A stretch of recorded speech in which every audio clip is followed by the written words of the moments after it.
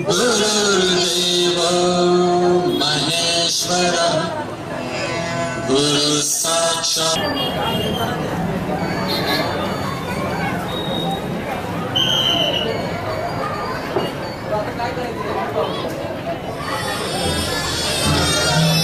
स्वागतम सुस्वागतम. खडक सार्वजनिक गणेशोत्सव मंडळ सर्व गणेश भक्तांचं हार्दिक स्वागत करीत आहे. यंदाच्या वर्षी मंडळ सादर करत आहे देखावा अनुसूयेची सत्व परीक्षा आणि दत्त जन्म सोहळा.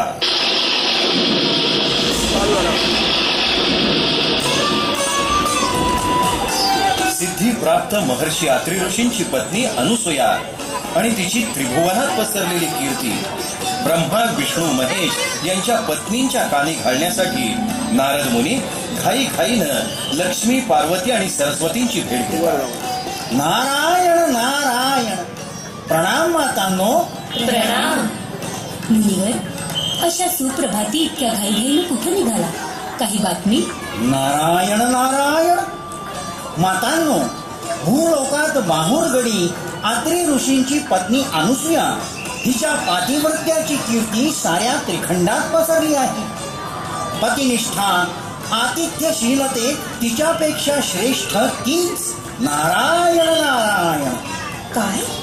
आमच्याही पेक्षा श्रेष्ठ पतिव्रता भूलोकात आहे? पतिनिष्ठेत, पती सेवेतही आम्हीच श्रेष्ठ असताना आमच्याशी स्पर्धा करू पाहणाऱ्या अनुसूया नामक एका सामान्य स्त्रीचं सत्वहरण केलंच पाहिजे. नारायण नारायण. एका प्रभात समयी महर्षी अत्रि ऋषींच्या आश्रमात ब्रह्मा विष्णू आणि महेश भिक्षुकाचा वेश घेऊन दाखल झाले.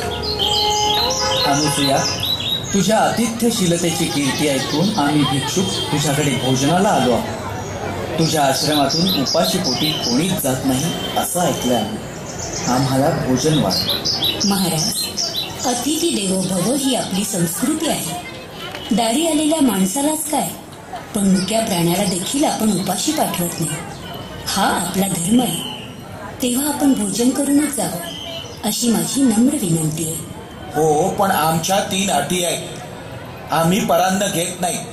आमच्याकडे शिदा आहे, तो तू आम्हाला शिजवून दे. आणि हे अन्न तू अग्नी आणि पाणी न वापरता शिजवायचंयस. आणि हे भोजन तू आम्हाला निर्वस्त्र अवस्थेत वाढायचं आहेस, अंगावर एकही वस्त्र न ठेवता. हे काय अघटी? मी पतिव्रता आहे. माझ्या शरीरावर फक्त माझ्या स्वामींचाच अधिकार आहे. पातिव्रत्य हा खरा स्त्रीचा अलंकार आहे आणि तोच आपण हिरावून घेता. अन्यथा आम्ही विनमुख होऊन परत जाऊ. नकोच आम्हाला ते भोजन. चला. थांबा थांबा मुनिवर, असे उपाशी पोटी जाऊ नका. अतिथी धर्म मी बोलणार नाही. मला फक्त थोडा वेळ द्या. माझे पती अनुष्ठानासाठी गेले आहेत. त्यांची आज्ञा घेऊन येते. अनुसूया अत्रि ऋषींच्याकडे गेली. ऋषींनी अंतर्ज्ञानानं सर्व जाणलं आणि ते अनुसूयेला म्हणाले, ब्रह्मा विष्णू आणि महेश हे आपले माता पिता आहे. त्यांच्या समोर कसली लज्जा. तुझ्या पातिव्रत्याच्या सामर्थ्यानं ते प्रभावित झाले.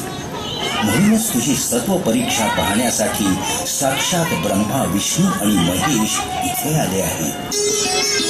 अत्रि ऋषींनी सांगितल्याप्रमाणे त्यांच्या कमंडलू मधलं उदक अनुसूयेनं त्यांच्या अंगावर शिंपडलं. आणि काय आश्चर्य, ब्रह्मा विष्णू महेश यांचं लहान सुकुमार बालकात रूपांतर झालं. असाच बराच काळ लोटला तरी ब्रह्मा विष्णू महेश अत्रि ऋषींच्या आश्रमातून परतलेच नाही. तेव्हा लक्ष्मी पार्वती आणि सरस्वती माता व्याकुळ झाल्या आणि तडक अत्रि ऋषींच्या आश्रमात अवतरल्या. अनुसूये, आमचे पती तुझ्याकडे आले आहेत. अनेक दिवस झाले अद्याप महालात परतलेच नाही. कोण आपण? आम्ही ब्रह्मा विष्णू महेशांच्या पत्नी आहोत. 3 भिक्षुक माझ्याकडे भोजनासाठी होते, पण त्यांनी माझं पातिव्रत्य भंग होईल अशी अट घातली होती. माझ्या पातिव्रत्याच्या सामर्थ्यामुळे त्यांची ही सुकुमार बालकं झाली. देवी, तुम्ही तुमच्या पतींना घेऊन जाऊ शकता, पण एक गोष्ट लक्षात घ्या, तुम्ही तुमच्याच पतीला घेऊन जा. दुसरीच्या पतीला घेऊन गेला तर तुमच्या पातिव्रत्याचा भंग होईल. ही तीनही बाळं तर सारखीच दिसत आहेत. आता आम्ही कसं ओळखू आमच्या पतींना? क्षमा करा अनुसया, आम्हाला आमच्या पातिव्रत्याचा आणि सौंदर्याचा गर्व झाला होता. आता कृपा करून आमच्या पतींना मूळ स्वरूपात आण. आम्ही हारलो, क्षमा कर. तुम्हाला क्षमा करण्याचा अधिकार फक्त माझ्या पतींना, अत्रि ऋषींनाच आहे. क्षमा करा मुनिवर, आम्हाला आमचे पती पूर्वीसारखे मिळू दे. तथास्तु.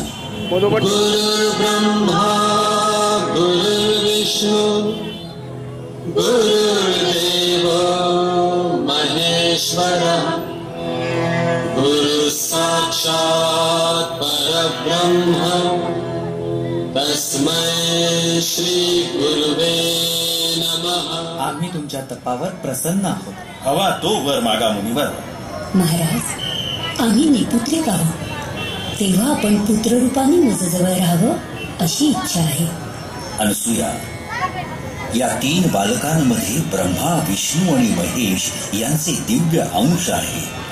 ही बालक त्रिमूर्ती आहे. त्रिमूर्ती म्हणजे ज्ञानमूर्ती, कृपा सिंधू आणि कैवल्यमूर्ती. त्रिमूर्ती म्हणजेच गुरूंचे गुरु श्री दत्तगुरु.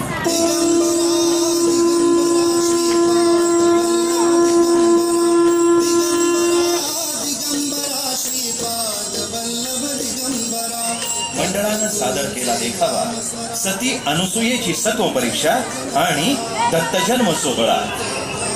मंडळाचे अध्यक्ष नगरसेवक श्री संजय बालगुडे, उपाध्यक्ष श्री बाळासाहेब गायकवाड, सेक्रेटरी विवेक तांबे, उत्सव प्रमुख सारंग गाडीवार, खजिनदार विठ्ठल चौधरी.